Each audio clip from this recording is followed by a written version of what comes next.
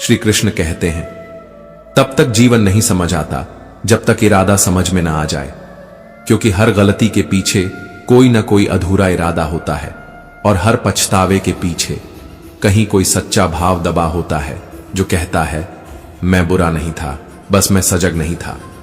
कभी कभी बस एक छोटी सी बात मुंह से निकल जाती है और उसके पीछे नीयत साफ थी, पर सामने वाले को लगा यह चोट थी।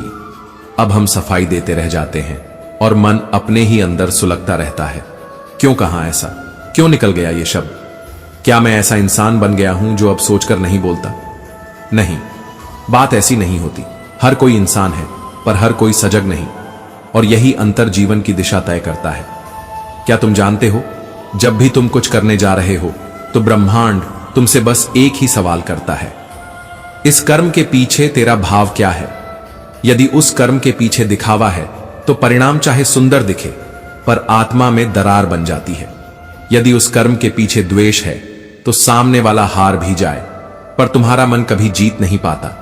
लेकिन अगर उस कर्म के पीछे सच्चा इरादा है, चाहे परिणाम कुछ भी हो, तुम्हारा मन शांत रहता है, क्योंकि तुम जान चुके हो तुमने छल नहीं किया, तुमने केवल वही किया जो करना था, क्योंकि तुम्हारा इरादा था शुद्ध। अब कल्पना करो, तुम हर एक काम से पहले ठहरो, रुको और खुद से पूछो, मैं ये क्यों कर रहा हूं? क्या मैं सामने वाले को नीचा दिखाना चाहता हूं, या खुद को ऊंचा दिखाना चाहता हूं?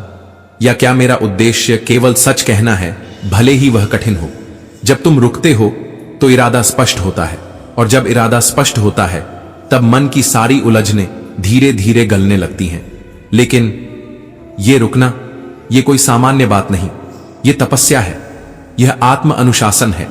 यह भीतर की एक ऐसी आग है जो तुम्हें बाहर से शांत और भीतर से दृढ़ बनाती है।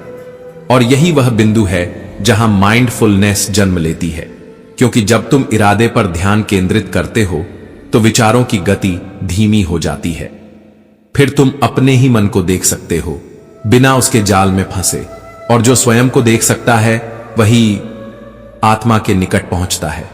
श्री कृष्ण कहते हैं, क्या तुमने कभी ध्यान दिया है, सुबह आंख खुलते ही तुम्हारा मन बिना रुके सोचने लगता है, आज क्या करना है, किसे कॉल करना है, कल क्या नहीं कर पाया, क्या आज समय बचेगा? और फिर तुम अभी बिस्तर में ही हो, पर तुम्हारा मन कल और आज की भूल भुलैया में उलझ चुका होता है। तुम जागते नहीं, तुम सिर्फ चलते हो एक ऐसे रास्ते पर जिसकी मंजिल किसी और ने बनाई है, क्योंकि शुरुआत तुम्हारी नहीं थी, आरंभ केवल एक आदत थी। अगर तुम आज से अपने दिन की शुरुआत मौन से करो तो क्या होगा? अगर तुम सिर्फ एक पल बैठो और पूछो अपने मन से, क्या मैं आज एक बेहतर इंसान बन सकता हूं? क्या मैं आज कुछ ऐसा कर सकता हूं जिससे कोई अनजाना भी मुस्कुरा दे? तो वही क्षण तुम्हारे लिए ब्रह्म मुहूर्त बन जाएगा। जब तुम सुबह के पहले विचार में जागरूक हो जाते हो तो दिन भर की गति बदल जाती है। फिर तुम किसी भी आलोचना से विचलित नहीं होते, किसी भी प्रशंसा से डगमग नहीं होते। सोचिए, क्या होगा जब आप खुद को खाली होने देंगे? नहीं, ये कमजोरी नहीं है, बल्कि ये वो ताकत है जो आपको सबसे हल्का, सबसे सच्चा बनाती है। जैसे किसी ने वर्षों पुराना बोझ आपके कंधों से उतार दिया हो, जैसे आप पहली बार सांस ले रहे हो, बिना किसी डर के, बिना किसी अपेक्षा के। क्या आप जानते हैं, हर दिन आप जो मुखौटे पहनते हो, मैं ठीक हूं, मैं मजबूत हूं, मुझे कोई फर्क नहीं पड़ता, वो असल में आपको थका रहे होते हैं। और ये खालीपन, ये वही जगह है जहां आप वो सब उतार सकते हैं। लेकिन आप वहां पहुंचेंगे कैसे? मेडिटेशन नहीं, केवल वो नहीं, बल्कि एक स्थिर मौन में उतर जाना, जहां अतीत और भविष्य नाम की कल्पनाएं केवल बाहर खड़ी रह जाएं और आप इस पल की सांस में उतर जाएं। यही पल जिसे आप रोज अनदेखा कर देते हैं, जो हमेशा आपके सामने था पर कभी आपके भीतर नहीं जा पाया। इस शांति में कोई शब्द नहीं होता, कोई प्रयास नहीं होता, यहां केवल सत्य होता है और आप स्वयं। श्री कृष्ण कहते हैं, एक बार सोचिए, सुबह जैसे ही आप आंखें खोलते हैं, क्या आपका दिमाग शांत होता है, या वह पहले से ही एक दौड़ में कूद चुका होता है? आज क्या करना है, किससे मिलना है, कल जो छूट गया था वो आज कैसे पूरा होगा? क्या ये वही तूफान नहीं है जिसमें हर सुबह आप बह जाते हैं? आपका मन एक सुपर कंप्यूटर की तरह सुबह सुबह सभी अधूरे कार्यों की सूची बना लेता है और आपको खुद से दूर ले जाता है, कहीं बहुत दूर, जहां सिर्फ शोर है। लेकिन अगर आप रुकें, अगर आप एक पल बैठें और कहें, मैं कुछ नहीं बनना चाहता, बस खुद बनना चाहता हूं, तो आप उस महासागर के पहले कतरे में प्रवेश कर चुके होंगे। और तब शांति कोई लक्ष्य नहीं रहेगी, वह आपकी पहचान बन जाएगी। आपका होना ही एक ध्यान बन जाएगा।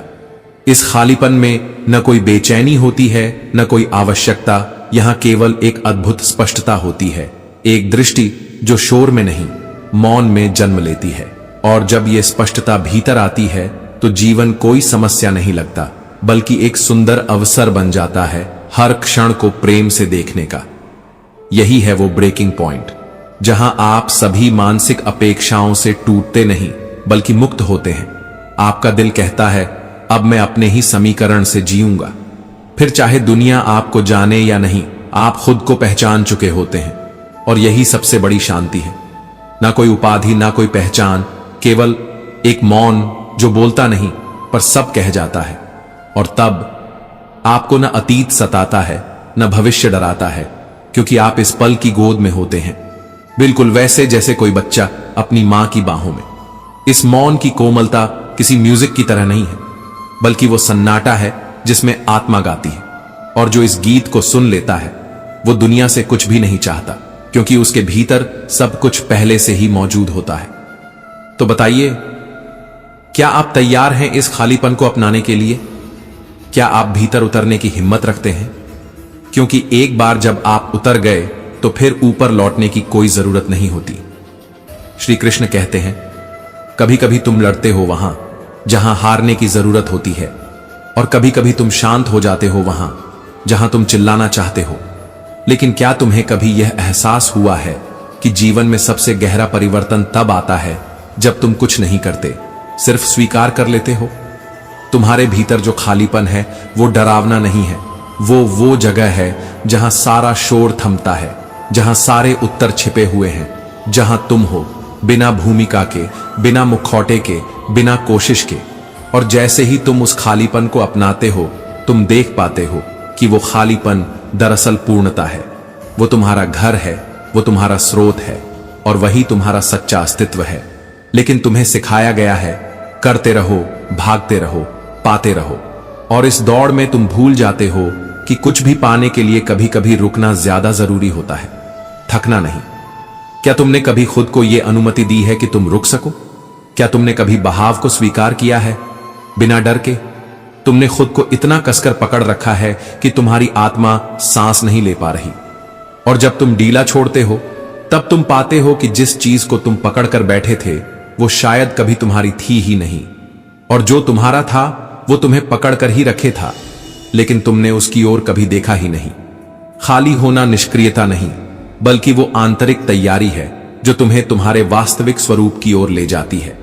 ये उस गहराई की ओर उतरना है जहां शब्द भी मौन हो जाते हैं, जहां पहचानें गिर जाती हैं, और जहां तुम्हारे सारे मैं ऐसा हूं कि भ्रम झलकर राख हो जाते हैं। क्या तुमने कभी महसूस किया है कि जो सबसे सच्चा है वो तुम्हें तब मिलता है जब तुम उसे पाना बंद कर देते हो? तुम्हारी लड़ाइयां कभी तुम्हारे दुश्मनों से नहीं होती, बल्कि तुम्हारे ही भीतर के डर से होती हैं। वो डर कि अगर तुम रुके तो सब छूट जाएगा। लेकिन सच्चाई ये है कि जो सच में तुम्हारा है वो कभी छूटता नहीं, और जो छूट रहा है वो कभी तुम्हारा था ही नहीं। और जब तुम बहाव के विपरीत तैरना छोड़ देते हो, जब तुम नदी को अपना मार्ग चुनने देते हो, जब तुम खुद को धारा पर छोड़ देते हो, तब तुम पाते हो कि जीवन तुम्हारे लिए पहले से ही रास्ता बना रहा था। तुम ही थे जो उस रास्ते में रोड़े अटका रहे थे, अपनी उम्मीदों, अपने भय और अपनी थकी हुई आकांक्षाओं से। शायद तुम्हें खुद को बदलने की जरूरत नहीं है, बल्कि वो सब हटाने की जरूरत है जो तुम नहीं हो। जैसे कोई चित्रकार कैनवस से धूल हटाए ताकि असली रंग दिख सके, वैसे ही तुम्हें खुद की परतें हटानी है ताकि तुम्हारे भीतर का सत्य उजागर हो सके। और क्या ये अद्भुत नहीं कि जब तुम कुछ भी नहीं बनना चाहते तो तुम सब कुछ हो जाते हो? जब तुम प्रयास करते करते थक जाते हो और अंततः शांत हो जाते हो, तब जीवन की सबसे मधुर आवाज सुनाई देती है तुम्हारे मौन में। वो मौन जो चुप नहीं है, वो मौन जो भरा हुआ है अर्थ से, प्रेम से, शांति से, और उस मौन में ही वो गूंज है जो तुम्हें वापस बुलाती है अपने भीतर की ओर, अपने सत्य की ओर। और जब तुम वहां पहुंचते हो जहां कोई भूमिका नहीं बचती, जहां कोई ख्वाहिश नहीं रहती, जहां कुछ पाना नहीं रहता, वहीं से असली जीवन शुरू होता है। बिना शुरुआत के, बिना अंत के, केवल प्रवाह में।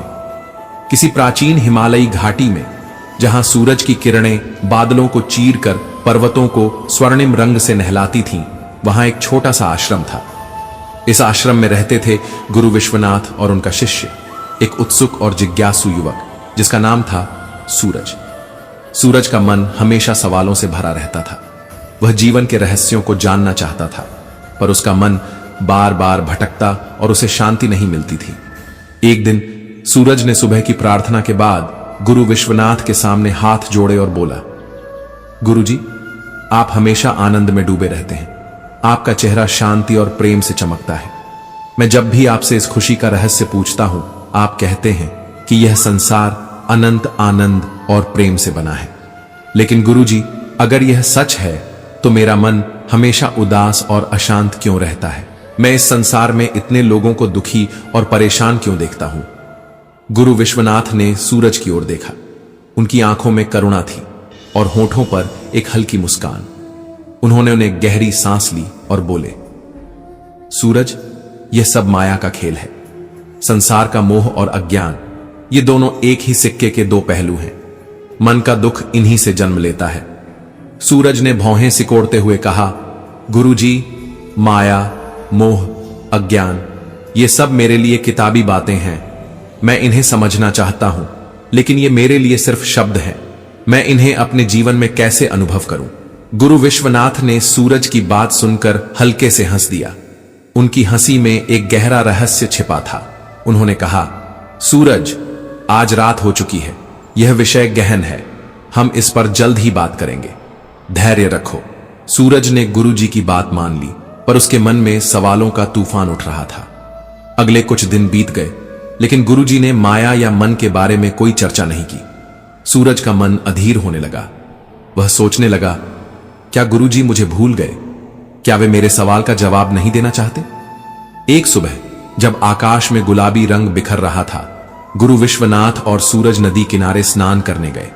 नदी का पानी ठंडा और स्वच्छ था और उसकी कलकल की ध्वनि मन को शांति दे रही थी।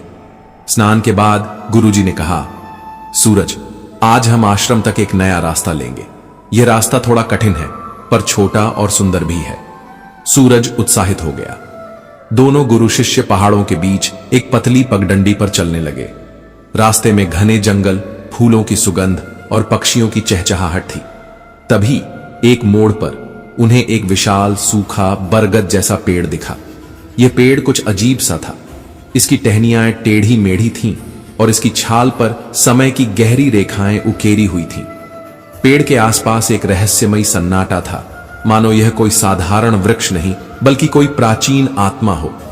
जैसे ही गुरु विश्वनाथ उस पेड़ के पास से गुजरे, अचानक वे रुक गए। उनके चेहरे पर एक अजीब सी व्याकुलता छा गई। वे पेड़ की ओर खींचते चले गए और उसकी छाल को दोनों हाथों से जकड़ लिया। फिर एकाएक वे जोर से चिल्लाए, सूरज, जल्दी आओ! इस पेड़ ने मुझे पकड़ लिया है। मैं इससे चिपक गया हूं। मेरी मदद करो। सूरज स्तब्ध रह गया। उसने अपने गुरु को कभी इतना असहाय और परेशान नहीं देखा था। गुरुजी की आवाज में दर्द और घबराहट थी। वे फिर चिल्लाए, सूरज, क्या तुम मेरे शिष्य नहीं हो? दूर खड़े क्यों हो? जल्दी मेरे पैर खींचो। ये पेड़ मेरी सारी शक्तियां सोख रहा है। मुझे अंदर से बेचैनी हो रही है। सूरज का मन डर और आश्चर्य से भर गया। वह सोचने लगा, यह कैसे संभव है? गुरुजी इतने शक्तिशाली हैं। वे तो पहाड़ों को हिला सकते हैं, फिर यह पेड़ उन्हें कैसे पकड़ सकता है? उसने डरते डरते पेड़ की ओर देखा और सोचा, कहीं मैं भी इस पेड़ के पास गया तो यह मुझे भी न पकड़ ले। फिर हम दोनों की मदद कौन करेगा? तभी उसने हिम्मत जुटाई और दूर से ही बोला, गुरुजी, आपने कितने लोगों की मदद की है। आपने हमें सिखाया है कि मन को नियंत्रित करना ही सबसे बड़ी शक्ति है। फिर आज आप मुझसे मदद क्यों मांग रहे हैं? गुरु विश्वनाथ ने और जोर से कहा, सूरज, यह समय तर्क करने का नहीं है। मेरे पैर पकड़ो और मुझे इस पेड़ से अलग करो। मेरा शरीर इसकी छाल में ढस रहा है, मेरी मांसपेशियों में ताकत नहीं बची, मैं बहुत बेचैन हूं। सूरज ने हिम्मत करके पेड़ के पास कदम बढ़ाए। उसने गुरुजी के पैर पकड़े और पूरी ताकत से खींचने की कोशिश की, पर गुरुजी हिले भी नहीं। सूरज का मन अब और उलझ गया। वह थककर रुक गया और गहरी सांस लेते हुए बोला, गुरुजी, यह कैसे हो सकता है? एक सूखे पेड़ में इतनी ताकत कहां से आएगी कि वह आपको पकड़ ले? आपने ही तो अपने हाथों से पेड़ को जकड़ रखा है, फिर आप मुझसे मदद क्यों मांग रहे हैं? सूरज की बात सुनकर गुरु विश्वनाथ की आंखों में एक चमक आई। उन्होंने तुरंत पेड़ छोड़ दिया और जोर से हंसने लगे। उनकी हंसी जंगल में गूंज उठी। सूरज हैरान था। उसने पूछा, गुरुजी, यह क्या था? गुरु विश्वनाथ ने सूरज के कंधे पर हाथ रखा और बोले, यही माया है सूरज। जैसे मैंने इस पेड़ को पकड़ रखा था और कह रहा था कि यह मुझे पकड़ रहा है, वैसे ही हम अपने मन को पकड़ लेते हैं और कहते हैं कि मन हमें परेशान कर रहा है। गलत विश्वास में जीना ही माया है। सूरज अभी भी पूरी तरह समझ नहीं पाया।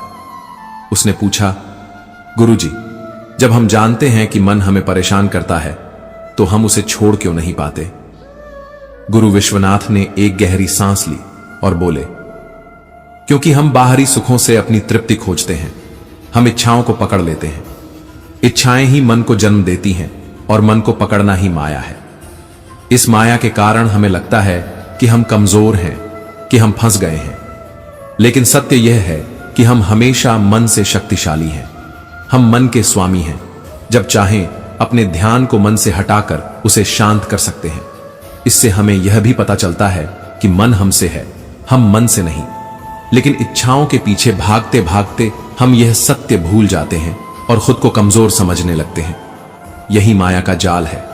सूरज ने उत्सुकता से पूछा, गुरुजी, हम इस भूलने को कैसे रोकें? मन से दूरी कैसे बनाएं? जीवन के 4 सबक गुरु विश्वनाथ ने सूरज को पास की एक चट्टान पर बैठाया। सामने नदी बह रही थी और सूरज की आंखों में सत्य को जानने की ललक थी। गुरुजी ने कहा, सूरज, मैं तुम्हें 4 सबक दूंगा। इन्हें अपने जीवन में उतारो और माया का जाल तुम्हें कभी नहीं फंसा पाएगा। पहला सबक, जो मान लोगे वही सत्य है। सूरज, अभी तक तुमने यह मान लिया था कि मन तुम्हें परेशान करता है, इसलिए तुम उसके सामने कमजोर महसूस करते थे। अब से हर पल स्वयं को याद दिलाओ कि तुम मन के स्वामी हो। जहां तुम ध्यान देते हो, मन वहां जाता है। अगर तुम अपनी सांसों पर ध्यान दो तो मन शांत हो जाता है। हर दिन सुबह उठकर और रात को सोने से पहले यह सत्य दोहराओ, मैं मन का स्वामी हूं और मन मेरा सेवक है। इस विश्वास को अपने हृदय में उतारो और तुम माया के जाल से मुक्त हो जाओगे। दूसरा सबक, शिकायतों से दूर रहो। यह संसार तुम्हारे मन का प्रक्षेपण है। मन की आदत है कि वह अपनी कमियों और चिंताओं को संसार में देखता है। अगर तुम चिंताओं पर ध्यान दोगे तो वे तुम पर हावी हो जाएंगी। तुम्हें हर जगह दुख और परेशानी दिखेगी। यहां तक कि बड़े बड़े आध्यात्मिक साधक भी इस जाल में फंस जाते हैं। वे संसार की समस्याओं को देखकर भ्रमित हो जाते हैं, क्योंकि वे यह भूल जाते हैं कि वे अपने मन की कमियों को बाहर देख रहे हैं। इसलिए जब भी कोई शिकायत मन में आए, उसे धन्यवाद दो। कहो, यह मन है जो शिकायत कर रहा है, मैं केवल इसका साक्षी हूं। इस सत्य को बार बार महसूस करो। इससे तुम्हारे और मन के बीच दूरी बन जाएगी और तुम्हें शांति मिलेगी। तीसरा सबक, साक्षी बनो। मन एक नदी की तरह है। सूरज, उसके विचार लहरों की तरह आते हैं और चले जाते हैं। तुम उस नदी के किनारे पर खड़े साक्षी हो। जब तुम विचारों में उलझते हो तो तुम नदी में कूद पड़ते हो और लहरों में बहने लगते हो। लेकिन अगर साक्षी बने रहो तो तुम शांत रहोगे। हर दिन कुछ समय ध्यान में बिताओ। अपनी सांसों को देखो, अपने विचारों को देखो, पर उन्हें पकड़ो मत। धीरे धीरे तुम्हें एहसास होगा कि तुम विचारों से अलग हो। यही साक्षी भाव तुम्हें माया से मुक्त करेगा। चौथा सबक, प्रेम और कृतज्ञता में जियो। माया का सबसे बड़ा शत्रु है प्रेम और कृतज्ञता।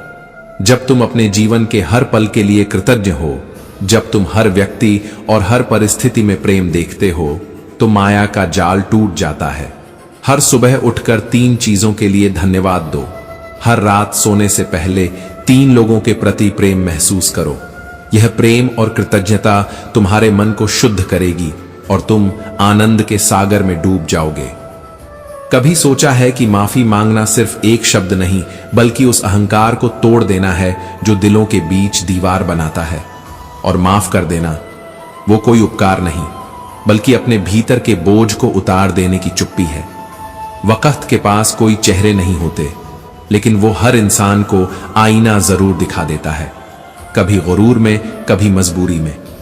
और अगर तुम्हारा वक्त अच्छा है तो खुद को मत भूल जाना, और अगर बुरा है तो अपने लोगों को मत खो देना। त्याग बिना भाग्य नहीं खिलता, कुछ छोड़े बिना कुछ भी नहीं मिलता। जो देना नहीं चाहता वो लेने का हक कैसे पा सकता है? लेकिन देखो तो सही, लोग बिना बीज बोए फल की उम्मीद में पूरी उम्र गंवा देते हैं। श्री कृष्ण कहते हैं, रिश्ते हों या बर्फ, दोनों को टिकाए रखने के लिए ठंडक चाहिए। गर्मजोशी की अति पिघला भी सकती है और ठंड की कमी तोड़ भी सकती है। पैसा हमारे पास होता है, लेकिन खर्च हम हो जाते हैं। कितना अजीब है, जब दुख आता है तो हम वहीं ठहर जाते हैं, और जब सुख आता है तो रास्ता भटक जाते हैं।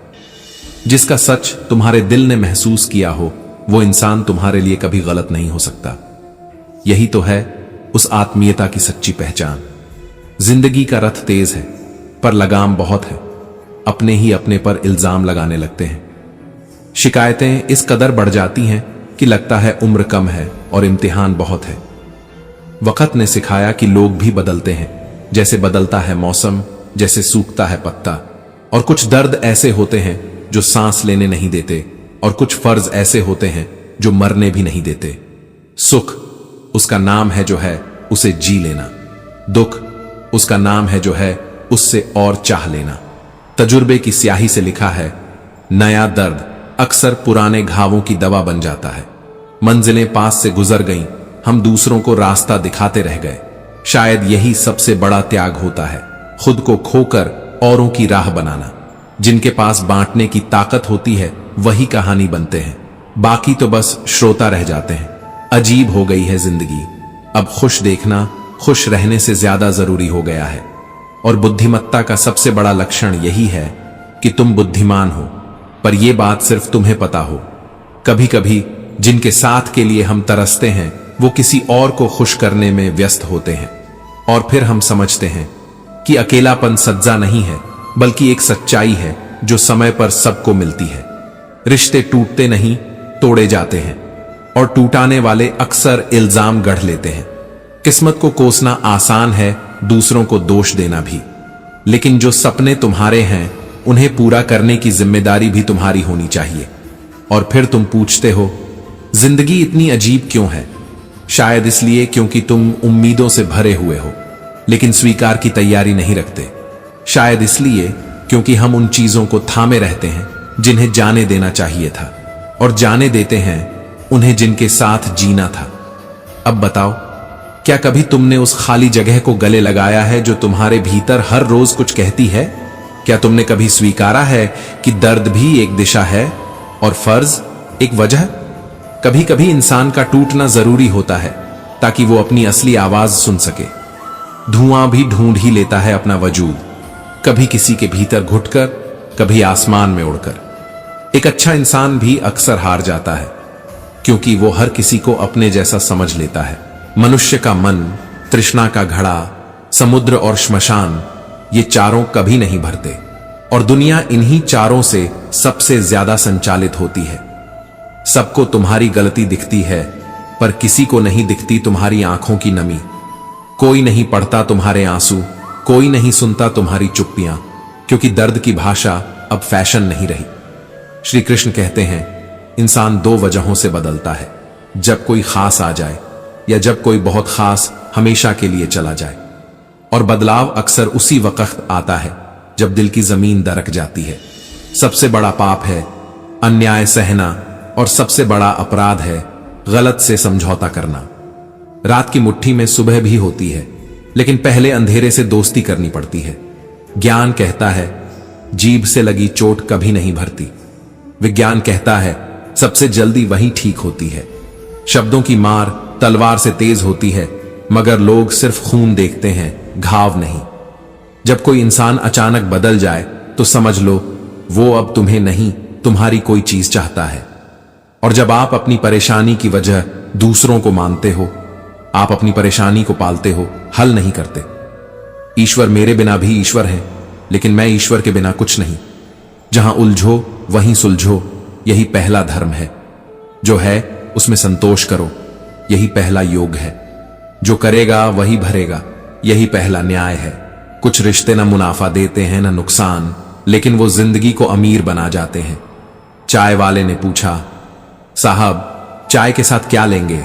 जुबां पर लफ्ज ठहर गए, बस ये सोचते हुए कि पुराने यार मिलेंगे क्या। कई बार रिश्ता दो लोगों की जिद के सामने कमजोर पड़ जाता है, जैसे रेशम की डोरी लोहे की बेड़ियों से टूट जाए। ताश का जोकर और अपनों की ठोकर बाजी घुमा देते हैं और हम समझ ही नहीं पाते कि हारे क्यों।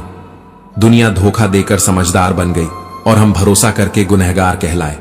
भले ही भगवान देर से देते हैं, मगर जब देते हैं तो सबसे बेहतर देते हैं, क्योंकि ईश्वर अवसर नहीं देते, वे परीक्षण देते हैं जिनमें छुपे होते हैं सारे अवसर। और ये दुनिया, यहां शांति बेचने वाले भी शोर मचाते हैं। हर बार जब तुम टूटते हो, समझो कोई परत गिर रही है और कोई नया सत्य जन्म ले रहा है। कभी ये मत समझना कि तुम अकेले हो, क्योंकि जो अकेले चलता है वही काफिले का रास्ता बनाता है। और हां, जिंदगी बड़ी अजीब होती है।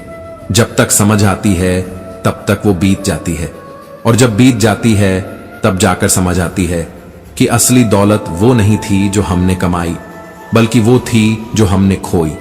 बिना जाने, बिना रोए, बस निभाते निभाते। जो चीज तुम्हें तोड़ नहीं पाती वही तुम्हें गहरा बना देती है। श्री कृष्ण कहते हैं, जब समय विपरीत हो तब शांति सबसे बड़ी ताकत होती है, क्योंकि जो होना है वह होकर रहेगा, और जो नहीं होना वो लाख चिल्लाओ कभी नहीं होगा। तुम्हारे पास जो है वह अगर तुम्हें संतोष नहीं दे पा रहा, तो दुनिया की कोई दौलत तुम्हें स्थायी सुख नहीं दे सकती। जो आपसे जलते हैं उनसे घृणा मत करो, वो इस भ्रम में जीते हैं कि तुम उनसे बेहतर हो।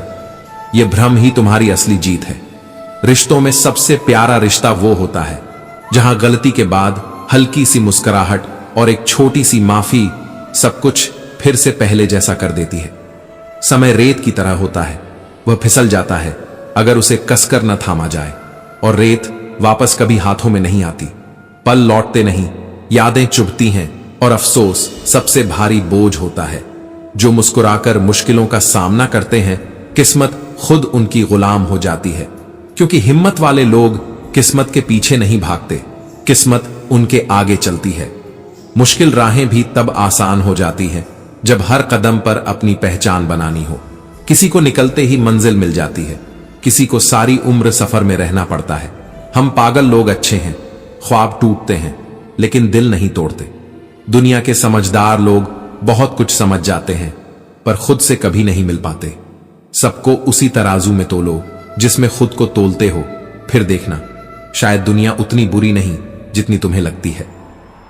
प्रकृति ने दो ही रास्ते दिए हैं, या तो देकर जाओ या फिर छोड़कर। साथ कुछ भी नहीं ले जा सकते, इसलिए हमेशा प्रसन्न रहो। न शिकायतें लेकर जाओ, न पश्चाताप। जो कुछ है यही है। इन चार लोगों से दूर रहो जो तुमसे झूठ बोलते हैं, जो तुम्हारी बेइज्जती करते हैं, जो तुम्हारा इस्तेमाल करते हैं और जो तुम्हें गिराने की कोशिश करते हैं। कभी कभी जो सबसे ज्यादा बोलना जानते हैं वही सबसे ज्यादा चुप रहते हैं, क्योंकि उनकी बातें अब दुनिया नहीं, अनुभव सुनता है। तजुर्बे उम्र से नहीं, हालातों से मिलते हैं, और हालात जब सिखाते हैं तब हर सीख स्थायी होती है।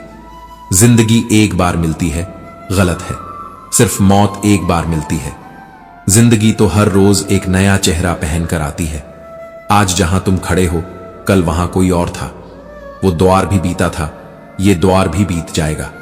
श्री कृष्ण कहते हैं, सबसे बड़ा दुश्मन इंसान का उसका दिमाग होता है। हर बार वही पुराने लम्हे पकड़ लाता है, वो जो तकलीफ देते हैं। दिल के रिश्तों की कोई गारंटी नहीं होती, कोई सबूत नहीं होता कि कौन किसका क्या है। ये तो बस यकीन से चलते हैं और यकीन से ही टूट जाते हैं। और जब यकीन टूटता है तब इंसान जिंदा तो रहता है, पर मुस्कुराना भूल जाता है। हर रोज नया सूरज उगता है, पर हर दिन उजाला नहीं लाता। कभी कभी तो उजाले से ज्यादा सुकून अंधेरे की चुप्पी देती है। जो लोग जाते हैं वे कुछ लेकर नहीं जाते, लेकिन बहुत कुछ छोड़ जाते हैं। और जो कुछ छूट जाता है वो हमें रोज अंदर से बदलता है। यूं ही नहीं लोग खामोश हो जाते हैं, कई बार चुप रहने की आदत सबसे ऊंची चीख बन जाती है। कभी कभी जो दूर हो जाता है वह पास आने की सबसे पहली शुरुआत करता है, क्योंकि गीता कहती है जब भक्ति में मन लगने लगे तो यह मत समझो कि तुमने भगवान को चुना है, यह संकेत है कि भगवान ने तुम्हें चुना है। हर जवाब की जरूरत नहीं होती जुबान से, कभी कभी मौन भी सवालों को जवाब दे जाता है। धूप चाहे कितनी भी तेज हो, समंदर कभी सूखा नहीं करते, तो तुम्हारी शांति भी कभी कमजोर नहीं हो सकती अगर वो तुम्हारे आत्मा की देन है। कान भरने वाले वो जहर हैं रिश्तों के, वो शब्दों से नहीं शक से दूर करते हैं अपनों को, और जो शक कर जाए एक बार वो हर बार तोड़ता है, चाहे साथ रह भी जाए। और जो रिश्ता दुख बांट सकता है वो सुख के लिए सबसे बड़ी दौलत है। पर याद रखना, योग्यता जन्म से नहीं ज्ञान से पैदा होती है। हर इंसान शून्य से शुरू करता है, पर कुछ अपना शून्य संभाल लेते हैं, कुछ दूसरों को दोष देते हैं। जो बात नहीं करता वो सबसे ज्यादा सोचता है, और जो कुत्ता भौंकता नहीं उससे सबसे ज्यादा सावधान रहना चाहिए, क्योंकि इस दुनिया में सबसे बड़ा सत्य प्रेम है। सत्य भी कभी कभी चुप रहता है, पर प्रेम अगर सच्चा हो तो झूठ को भी सच बना देता है। मुस्कुराहट और आंसू, जब ये दोनों एक साथ मिलते हैं तो वहां कोई कहानी नहीं रहती, बस अनुभूति होती है। और जब समंदर में कश्ती उतार ही दी है तो तूफानों से क्या डरना। प्रभु का मार्ग सरल है, पर सिर्फ भक्ति के लिए। बुद्धि के लिए वह उलझा हुआ है, और जो भाव से चलता है उसे प्रभु हर मोड़ पर मिलते हैं। विचार दूरी बढ़ाते हैं, भाव निकटता। जिस दिन यह समझ आ गया कि सामने वाला गलत नहीं, बस उसकी सोच अलग है, उस दिन तुम्हारे जीवन से शिकायतें, अपेक्षाएं और दुख सब विलोप हो जाएंगे। इंसान को इंसान से दूर करने वाली दो ही चीजें हैं, जुबान और पैसा। रिश्ते निभाने के लिए ज्ञान नहीं, दिल की पवित्रता चाहिए। सत्य कहो, स्पष्ट कहो, सम्मुख कहो। जो तुम्हारा है वह समझ जाएगा, जो पराया है वह समय के साथ छूटेगा भी। भीड़ से हटो लेकिन भागो मत, अपने लिए एक नया जहां बनाओ। श्री कृष्ण कहते हैं, गलतियां सबको दिखती हैं, पर समाधान सिर्फ उन्हें सूझते हैं जो हिम्मत रखते हैं भीतर झांकने की। जो परमात्मा देता है वह हमेशा तब देता है जब जरूरी होता है, न पहले न बाद में। इसलिए जल्दबाजी मत करो। सब्र उस मंत्र की तरह है जो हर हार को मोड़ देता है एक नई शुरुआत में। सत्य कभी नहीं कहता कि मैं सत्य हूं, पर झूठ हर वक्त यह चिल्लाता है कि वही अंतिम सच है। मन और मौन दो ऐसी चीजें हैं जिन्हें समझना सबके बस की बात नहीं। जब नीयत साफ हो और मकसद सच्चा, तो पूरा ब्रह्मांड तुम्हारे लिए षड्यंत्र करता है। और अगर ऊपर वाला कुछ ले ले तो उसे दंड मत मानो। शायद वह तुम्हारा हाथ खाली कर रहा है, कुछ बेहतर, कुछ महान देने के लिए। क्योंकि कुछ रिश्ते सिर्फ आत्मा से बंधते हैं और कुछ रास्ते सिर्फ आत्मा तक ले जाते हैं। और वही रास्ता सबसे सुंदर होता है जो बाहर से जटिल और भीतर से सरल हो। जो स्वयं को जानता है वो किसी को धोखा नहीं देता, और जो परमात्मा को जानता है उसे स्वयं से भी मोह नहीं रह जाता। इसलिए श्री कृष्ण कहते हैं, ना तो यह शरीर तेरा है, ना ही तू इसका मालिक है। पंच तत्वों से बना यह शरीर, आग, जल, वायु, पृथ्वी और आकाश एक दिन इन्हीं में विलीन हो जाएगा, पर तू तब भी रहेगा अगर तूने स्वयं को जान लिया हो। किसी बेकसूर की आत्मा पर बोझ डालना, उसका मौन तोड़ देना, उसके विश्वास को तोड़ना, उसके आंसुओं को खेल समझना, यह पापों का पाप है। जो सही है और जो गलत है यह कोई तीसरा नहीं जानता, बस दो ही गवाह हैं, ईश्वर और तुम्हारी अंतरात्मा। तू कितना भी समझदार हो जाए, अगर तेरे निर्णय क्रोध, पीड़ा या अतिशय आनंद में लिए गए हैं तो समझ कि तेरे निर्णय नहीं, तेरी भावनाएं बोल रही थीं। अति हर चीज की विनाश है, प्रेम भी, नफरत भी, भूख भी, संतोष भी, शब्द भी, मौन भी। जीवन का नियम है, जो संतुलित है वही स्थायी है, जो स्थायी है वही शांत है, और जो शांत है वही मुक्त है। कर्म का मूल्य परिणाम से नहीं, उसके भीतर के उद्देश्य से तय होता है। अगर उद्देश्य पवित्र है तो परिणाम देर से ही सही। परमात्मा स्वयं उसे स्वीकारता है। हारे हुए की व्यथा कोई नहीं सुनता, और जीतने वाले की खुशी कोई नहीं सहता। इसलिए श्री कृष्ण कहते हैं, अपने दुख को मौन में समेटो और अपनी खुशी को आंखों में छुपा लो। कर्म ही धर्म है, कर्तव्य ही मोक्ष की ओर पहला कदम है। जो बिना कर्म के जीना चाहता है वो जीवन के सबसे महत्वपूर्ण उपहार को ठुकरा देता है। अपने होने का अर्थ, आहार, विचार, व्यवहार, तीनों में सात्विकता चाहिए। जो नहीं जानता कहां खाना चाहिए, कितना खाना चाहिए, कैसे और क्या खाना चाहिए, वो परमात्मा के पथ पर पहला कदम ही नहीं रख सकता। स्वभाव की सुंदरता तन की नहीं, हृदय की भूख है। जो व्यक्ति निर्मल स्वभाव रखता है वो दूसरों के जीवन की दिशा तय करता है, बिना कुछ कहे, सिर्फ अपने आचरण से। निर्णय का सही समय कभी भी अति के बीच नहीं होता, ना अति सुख में, ना अति दुख में। मन जब अंधकार या प्रकाश के अतिरेक में हो तब उसका विवेक नहीं, उसकी छाया निर्णय लेती है। शब्दों की ताकत, मौन की गरिमा, रिश्तों का त्याग, आत्मा की गहराई और समय की चाल, इन 5 तत्वों को जो जान गया वो इस जन्म का नहीं, वो सत्य का यात्री बन गया। पर ध्यान रखना, सज्जन बनना सरल है, सज्जन बने रहना कठिन है। क्योंकि दुनिया तुम्हारे अच्छेपन का उपयोग करेगी, फिर तुम्हें ही दोषी ठहराएगी। श्री कृष्ण कहते हैं, जो स्वयं को जानता है वो किसी को धोखा नहीं देता, और जो परमात्मा को जानता है उसे स्वयं से भी मोह नहीं रह जाता। इसलिए श्री कृष्ण कहते हैं, ना तो यह शरीर तेरा है, ना ही तू इसका मालिक है। पंच तत्वों से बना यह शरीर, आग, जल, वायु, पृथ्वी और आकाश, एक दिन इन्हीं में विलीन हो जाएगा, पर तू तब भी रहेगा। अगर तूने स्वयं को जान लिया हो, किसी बेकसूर की आत्मा पर बोझ डालना, उसका मौन तोड़ देना, उसके विश्वास को तोड़ना, उसके आंसुओं को खेल समझना, यह पापों का पाप है। जो सही है और जो गलत है ये कोई तीसरा नहीं जानता, बस 2 ही गवाह हैं, ईश्वर और तुम्हारी अंतरात्मा। तू कितना भी समझदार हो जाए, अगर तेरे निर्णय क्रोध, पीड़ा या अतिशय आनंद में लिए गए हैं तो समझ कि तेरे निर्णय नहीं, तेरी भावनाएं बोल रही थी। अति हर चीज की विनाश है, प्रेम भी, नफरत भी, भूख भी, संतोष भी, शब्द भी, मौन भी।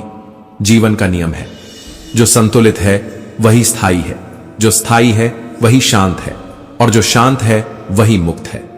कर्म का मूल्य परिणाम से नहीं, उसके भीतर के उद्देश्य से तय होता है।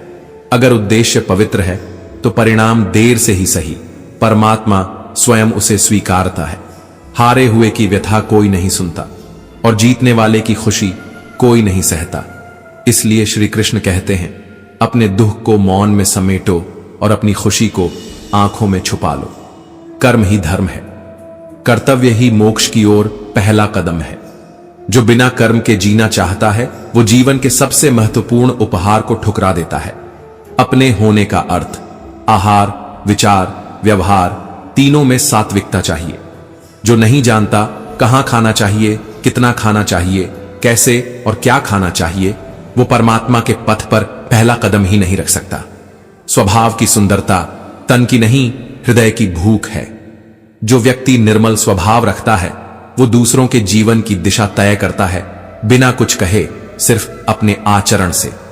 निर्णय का सही समय कभी भी अति के बीच नहीं होता, ना अति सुख में, ना अति दुख में। मन जब अंधकार या प्रकाश के अतिरेक में हो तब उसका विवेक नहीं, उसकी छाया निर्णय लेती है।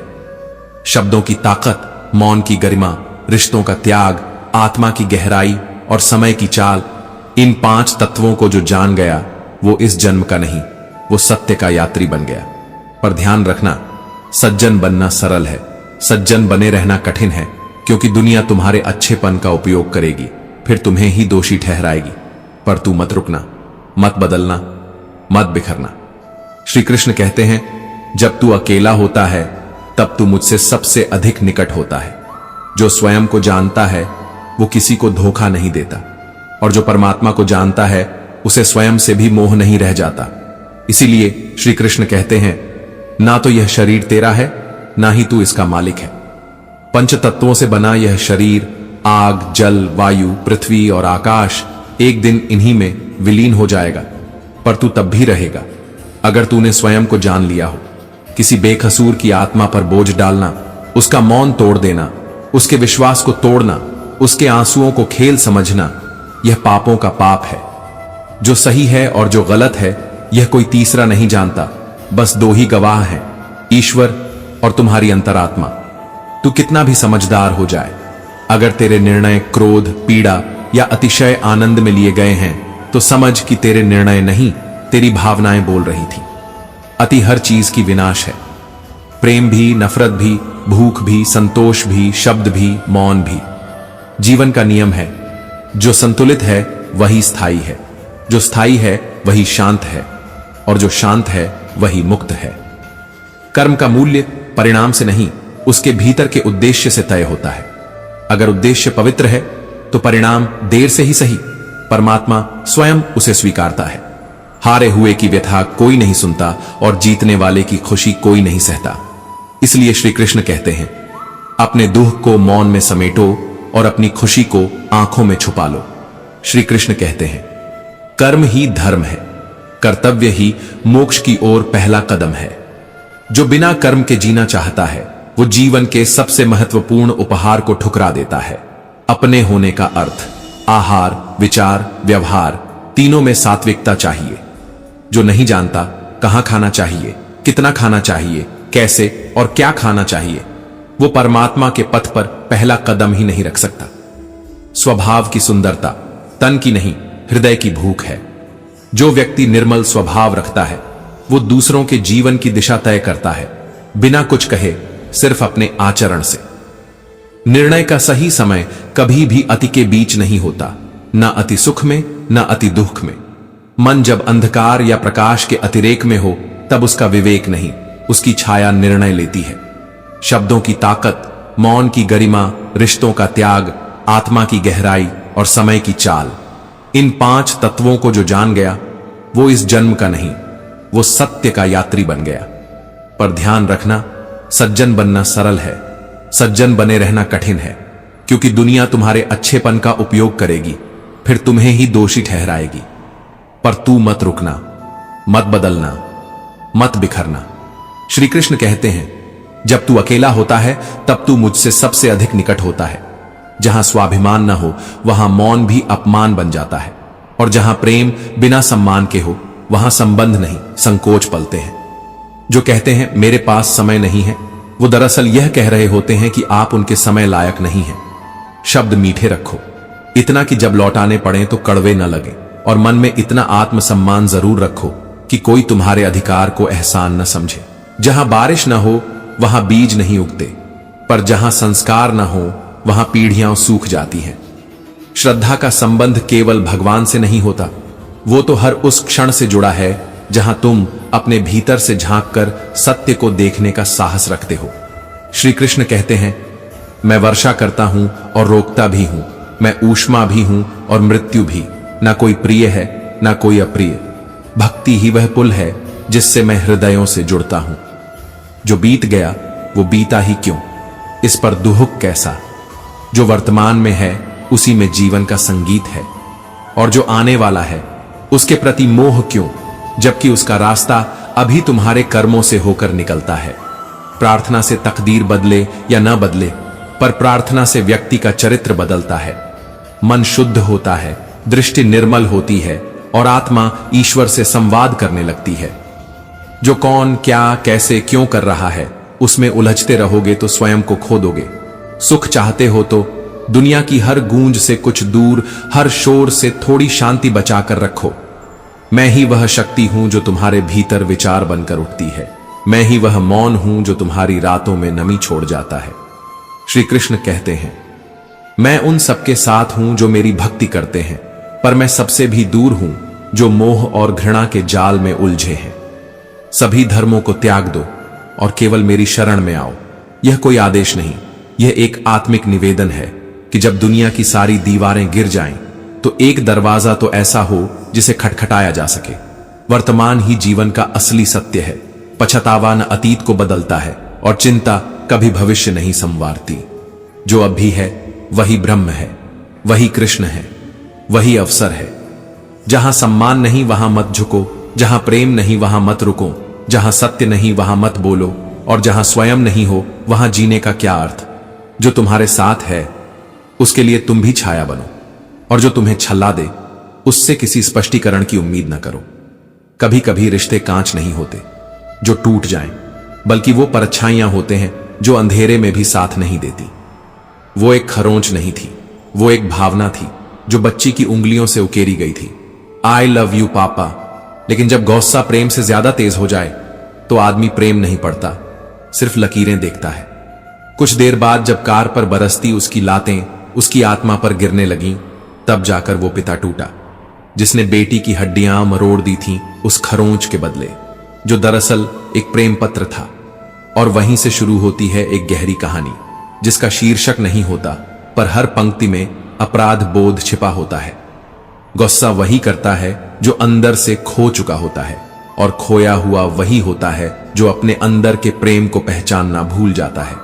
याद रखो, वस्तुएं उपयोग के लिए होती हैं और मनुष्य स्नेह के लिए। लेकिन जब हम चीजों से प्यार करने लगते हैं और लोगों को इस्तेमाल करने लगते हैं, तब मनुष्यता मरने लगती है और आत्मा चुप रहने लगती है। एक बच्ची की टूटी उंगलियां एक टूटे हुए पिता की आत्मा से ज्यादा शोर मचाती हैं। लेकिन सबसे ज्यादा शोर उस मौन में होता है जब बच्ची धीरे से पूछती है, पापा मेरी उंगलियां कब ठीक होंगी? दुख के 5 कारण नहीं होते, दुख एक ही होता है, ईश्वर की कृपा को अधूरी दृष्टि से देखना। जब हमें हमारी इच्छा के अनुसार सब कुछ मिल जाए तो कहते हैं प्रभु की कृपा है, लेकिन जब मन के विपरीत कुछ हो जाए तो वही कृपा हमें कष्ट लगती है। यही है पहला दुख। दूसरा, जब हम दूसरों की हानि पर अपनी सफलता चाहते हैं, जब हमारा सुख दूसरों की पीड़ा से भरा हो तो वह मलिन स्वार्थ हमें भीतर से कुतरने लगता है। तीसरा, जो है उसे खोने का डर और जो नहीं है उसे न पाने की आशंका। यह लगातार चलता तनाव हमारे भीतर एक डरपोक जीवन को जन्म देता है। चौथा, जो करना चाहिए उसे ना करना और जो नहीं करना चाहिए उसी को बार बार करना। प्रमाद और आदतों की गुलामी हमें हमारे ही जीवन से दूर कर देती है। पांचवा, जब कोई सुंदर घटना घटती है तो उसका श्रेय हम अकेले लेना चाहते हैं। हम निमित्त नहीं बनते, हम नियंता बनना चाहते हैं। यही अहम हमारे दुख की जड़ बन जाता है। इन सब के बीच हम खुद को खो देते हैं। हम नहीं जानते कि हम वास्तव में चाहते क्या हैं। हम एक तरफ कहते हैं मुझे किसी से कोई उम्मीद नहीं, पर फिर इसी सांस में चाहते हैं कि लोग हमें समझें। हम कहते हैं मैं अमुक से बात नहीं करना चाहता, पर फिर शिकायत करते हैं वो मुझसे बात क्यों नहीं कर रहा। मन की ये द्वंद्वात्मक भाषा हमें भीतर ही भीतर टुकड़ों में बांट देती है। और जब ऐसे 172 विरोधाभासी विचार एक साथ हमारी चेतना पर बोझ बन जाते हैं, तब जरूरी हो जाता है कुछ पल ठहरना, उन विचारों को देखना और स्वयं से पूछना, मैं किससे भाग रहा हूं और किस ओर जाना चाहता हूं।